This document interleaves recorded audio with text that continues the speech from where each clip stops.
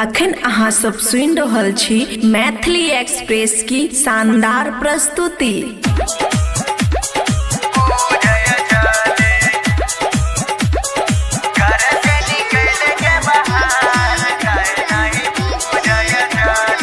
खुशी recording studio बलुआहा। सुने गे छौरिया तोहरे प्यार में पागल छी हम काहे नहीं बुझय छली।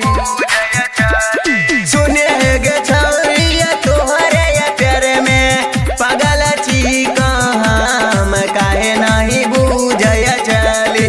घर से निकल के बाहर काहे नहीं बुझय छली। छोड़ के गईली तू यार काहे नहीं बुझय छली।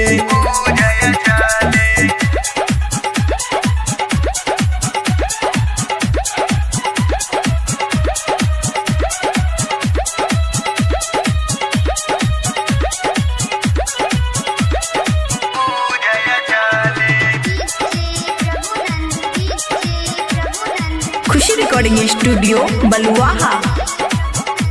गे छौरी ससुरात हूँ गईले हमारा भूल तू गईले गे अपना पियावा के साथ रह के हमारा याद न कैले गे छौरी ससुरात हूँ गईले हमारा भूल तू गईले गे छौरी पियावा के संग रह के हमारा याद न कैले गे।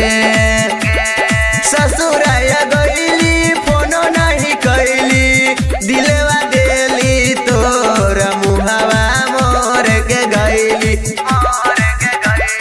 ससुराया गईली फोनो नहीं कैली दिलवा देली तोर मुहवा मोर के गईली।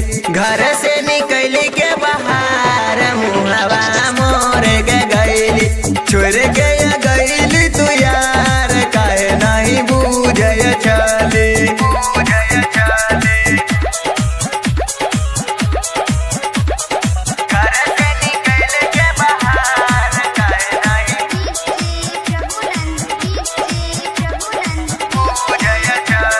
खुशी रिकॉर्डिंग स्टूडियो बलुआहा।